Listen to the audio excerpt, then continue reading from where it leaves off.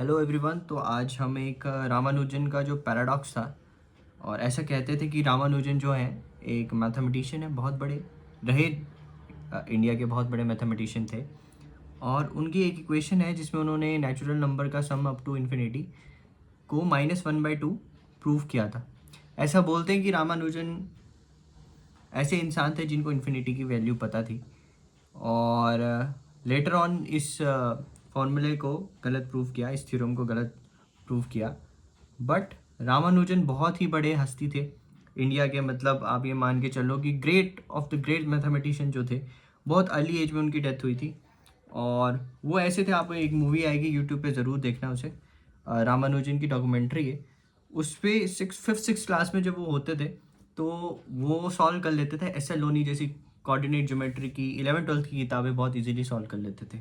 और self study, ना कोई ट्यूशन, बस अपना एक उनके पास पुराने टाइम में एक स्लेट होता था, उसी में सारे लोग पढ़ते थे। अब उन्होंने ये जो फॉर्मूला निकाला है पैराडॉक्स का, पहले देखते हैं फॉर्मूला क्या है, ध्यान से सुनना। उन्होंने कहा था 1+2+3+4 up to infinity is equal to -1/2।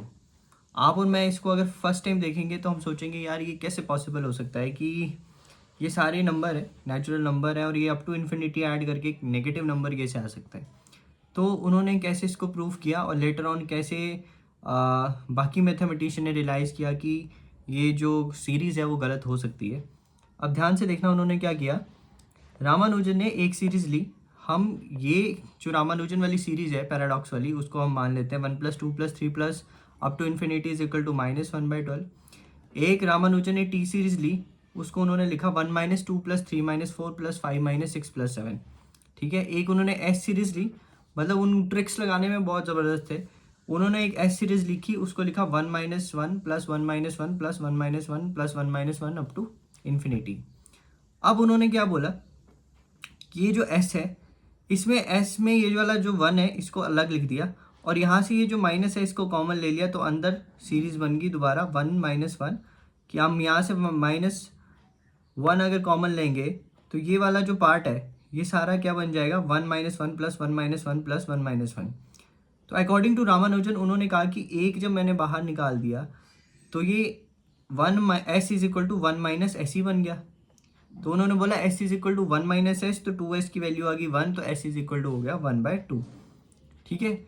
यहीं कहीं प्रॉब्लम आई थी जिसकी वजह से ये लेटर ऑन मैथमेटिशियन ने कहा ये गलत है, बट हो सकता है कुछ ऐसा किया हो रामानुजन ने, ये तो हमें जो पेपर पे प्रूफ है उसके अकॉर्डिंग पता है। अब एस की वैल्यू आ गई हमारे पास 1/2। अब रामानुजन ने पहले तो कहा कि एक यू सीरीज़ को उन्होंने कहा कि हम टी और एस में लिखते हैं। अब एस की वैल्यू निकाल ली, तो अब टी की वैल्यू निकालते हैं। रामानुजन ने टी को 2 बार लिख दिया, 2t। ये जो टी है इसको 2 बार लिख दिया, मतलब टी प्लस टी कर दिया, यहाँ पे हो गया 2t, टी प्लस टी कर दिया 2t, और इसको हम लिख देंगे 2 बार, 1-2+3-4+5-6+7 up to infinity plus 1-2+3-4+5-6+7 equal to infinity.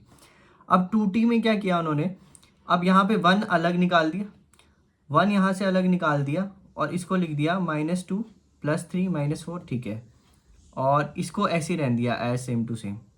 अब रामानुजन ने क्या कहा, क्या किया, ट्रिक एक और लगाई, इस -2 को इस 1 में ऐड करेंगे, 3 को -2 में ऐड करेंगे। ठीक है। -2 + 1 हो गया एक, 3 - 2 हो गया, -4 + 3 हो गया। तो हमारे पास जो नेट आ गया 2t इज इक्वल टू 1 + -2 + 1 + 3 - 2। अब 2t is equal to 1 + -1 + 1 -1 + 1 up to infinity.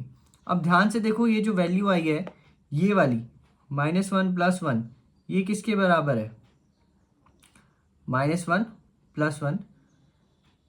अब इसमें हम क्या करेंगे, अब इसमें भी इन्होंने एक और ट्रिक लगाई। उन्होंने क्या किया, इसमें 2t इज इक्वल टू 1, यहाँ से माइनस कॉमन लेंगे तो क्या बच जाएगा अंदर, 1 - 1 + 1 - 1 + 1। अब ये दोबारा वही सीरीज बन गई, ये वाली 1 - 1 + 1 s बन गया। तो उन्होंने कहा 2t इक्वल टू 1 - s, यहाँ से s की वैल्यू आ गई 1/2। ठीक है। तो हमारे पास t की वैल्यू आ गई थी, सॉरी s की वैल्यू हमें पता थी 1/2 थी।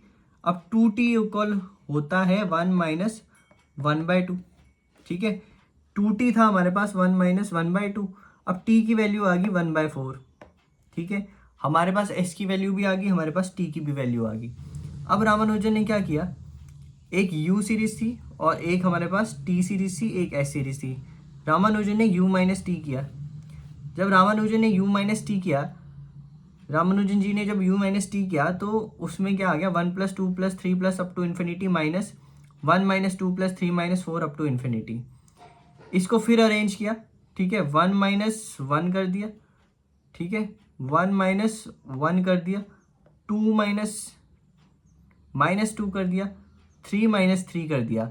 अब आप देखोगे पहला वाला जो नंबर है वो तो कट के 0 हो जाएगा, बट जो दूसरा वाला नंबर है 2 - 2 क्या बन गया, 4।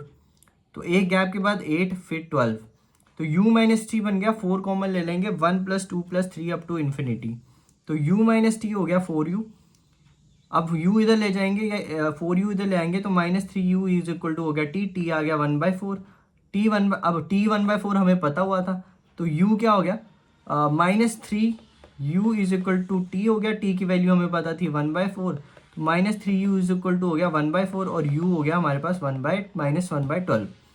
तो इस तरह प्रूफ हो गया, इस तरह ये प्रूफ हो गया u is equal to 1 + 2 + 3 + 4 up to infinity is equal to -1/12। ये प्रूफ दे दिया उन्होंने। बट इसमें गलती क्या पकड़ी गई, अब ध्यान से देखना कि उन्होंने शुरू में हमने एक सीरीज ली थी, ये वाली एस वाली। उस एस वाली सीरीज में एक ट्रिक लगाई थी कि s is equal to 1 + 1 + 1 up to infinity.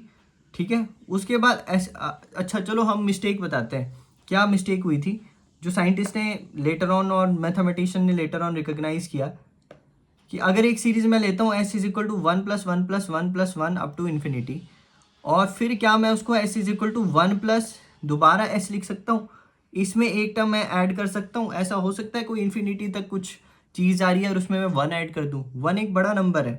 अगर मैं ऐसे करके s is equal to 1 + s लिखूंगा तो एस से एस कट गया, इस हिसाब से तो एस 0 इक्वल टू 1 आ गया, डैट इज़ नॉट पॉसिबल।